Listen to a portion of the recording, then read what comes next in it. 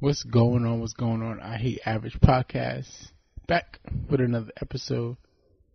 I missed 2 days. I was supposed to put out episodes Monday and Tuesday, but here it is, Wednesday, and I'm back. I'm excited. So, trying out this new, not platform, of course, because we always had the podcast, but a new form of the podcast. Going to be doing daily episodes. Just daily mini episodes, but also going to continue weekly doing the long form interviews also. I just want to talk to you guys a little bit more often, let you guys know what's going on with myself and my ideas also with the website and the social media. Alright, so it's the first episode of the mini-sodes. I'm going to be doing this probably for the next couple of months just to try it out, see how you guys are feeling it. Of course, you can always give me feedback and say, stop it, let's give us the interviews. So, of course, you can email me, show@averagej.com. Once again, show@averagej.com. Let me know what you think about it.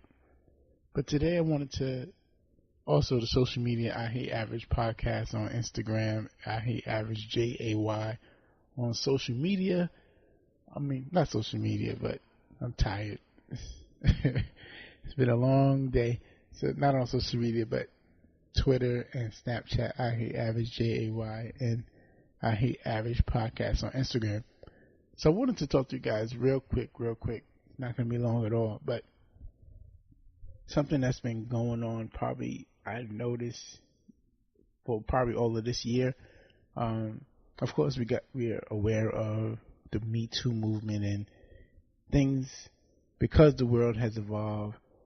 Some of the things that people did in the past is coming up, right? So, you know, you could have did something in '82 and things could have been kind of, I'm not going to say it was okay back then, but things were a little different back then. And now people have more voices and people are realizing, hey, my boss didn't have to hug me that long back in the day, or my boss didn't have to touch my butt at the Christmas party. You know, certain things was going on and people just was allowing it. People, they thought it was normal, and it kind of was the norm back then. People were victimized in a way where they didn't really have a voice. They couldn't really speak out against things.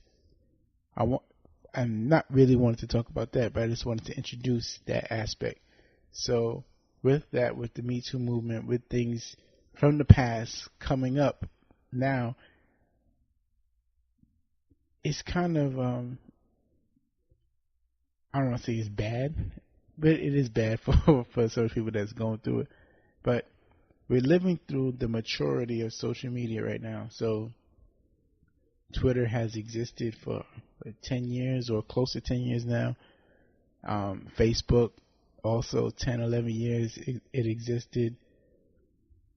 And even Instagram is probably about 5 years old also. Just people basically evolved, or people grew up on this social media now. So a lot of issues that we're seeing nowadays that people are arguing about, we have famous media personalities going through trouble. We have parents of famous people getting into trouble, all because of things that they did on social media in the past. And I don't think people was on it for fun, and people was on it to express themselves, and that's why people are continually on social media. But I think now that it's matured and people are kind of aware of the magnitude of things, I think people are a little bit more careful. But back then, 10 years ago, people were just on it, just blurting out, saying what they felt at that particular time, and just typing it, sending it, typing it, sending it, and not knowing 10 years later, hey, did you know that guy was racist? Did you know that guy was sexist? Did you know that guy was homophobic? And these may not be your characteristics, but you said certain things that were questionable. It was questionable back then, but you might not be, you wasn't an executive at Nike. You wasn't an executive at Delta Airlines. You was just 10 years ago. You was in college, right? And you was at a party, drank too much, got your phone out, got your BlackBerry out back then. Got your BlackBerry out and said some things on it, sent it out, and thought it was all fun and dandy. Now, 10 years later, people know who you are now, and have nothing. I'm not saying they're wrong, because if things you said were hurtful, they were hurtful. But it's people who just want to dig, right? They hey, who is this guy? Oh, Will Notebook. I don't want to say a real name and get into trouble. So Will Notebook is now announced as the CEO of HP. Okay, who is Will Notebook? Now they find his social media. Seems like an upstanding guy because of what he's aware of his position now. But he has 3,600 tweets. All right, now he's tweeting good. Let's see his first tweet. His first tweet, this is a white guy. His first tweet could be, man, niggas get all the girls, or niggas love basketball. And he could have been, at the time, 22-year-old about to graduate college, and he typed it, thought it was fun. He was at his post-graduation party, thought it was fun. He had some black friends who was on the basketball team, where they was watching basketball at the party, and thought it was all fun. And now he's in this position, and now people, wait a minute, this is how you feel? You think all niggas love basketball, and now you're basically going to be fired because people found out what you thought was a joke back then.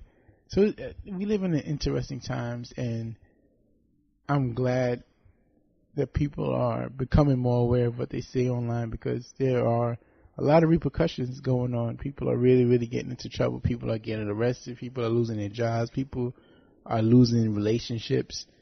And the one thing that I don't like is people are losing context, right? I think all content and all conversations are made.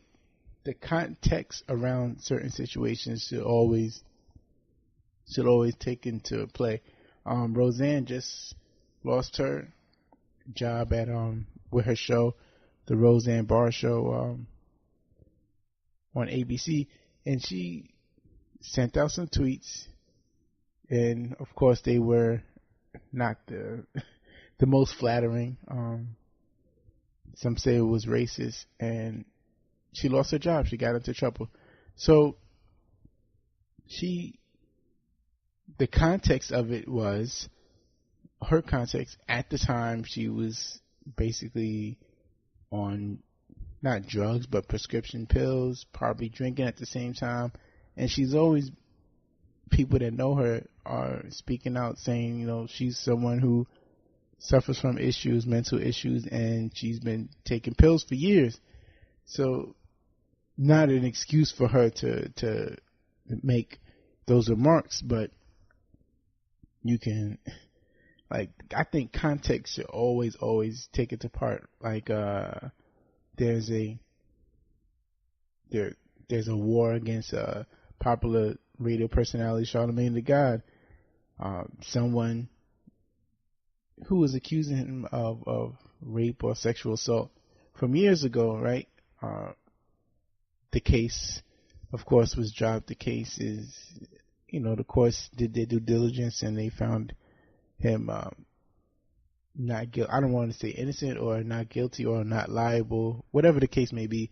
But because the accuser is speaking up, people found his tweets, and he made some, out of all the thousands of tweets, they found a couple where he said some not so flattering jokes about women and about how to it's bad. I don't want to, it's not funny, but I'm just laughing at the situation about how the context, right? We don't know if he could have been replying to a tweet. We don't know the context. He could, at the time, he could have been drunk, just grabbing us. We don't know context.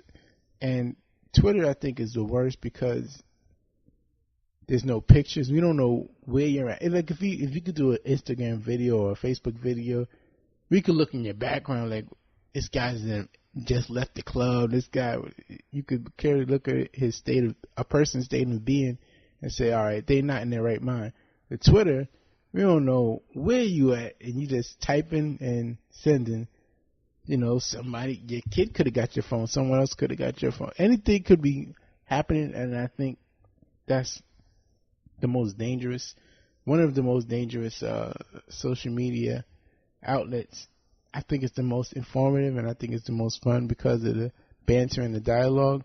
But also, it's very dangerous to people's careers because, you could say the wrong thing and you're gone. Like your jobs are gone, endorsement deals are gone, relationships are gone, just off of a tweet that can be taken out of context. Not saying that some remarks are excusable or some remarks should just be thrown off, but I think people just gotta look at things in context and find out exactly, like, if you got their number, call the person. You see something like, what's going on? Why would you send that? And find out exactly their state of being and find out before we attack them, right? Before we go off, let's cancel them. Let's everything. You're gonna destroy everything that a person works for because of something that could have been taken. I'm not saying in all cases, but something that could have been taken out of context. We're ready to basically assassinate someone and ruin their everything because of things that could have been taken out of context. So that's just my spiel for today. Talk to you guys tomorrow. Of course, like I said, follow us on all social media. I Hate Average Podcast on Instagram. I Hate Average JAY on Snapchat and Twitter. Join the mailing list, averagej.com. Join the mailing list. We're going to be putting out stuff weekly. I don't want to say daily because I'm doing this daily. And I don't think I'll be send out emails daily and do this at the same time. So I'm just a one-person machine. We're getting this together. Don't worry, we're getting this together. All right, so talk to you guys tomorrow. I Hate Average Podcast. Yeah.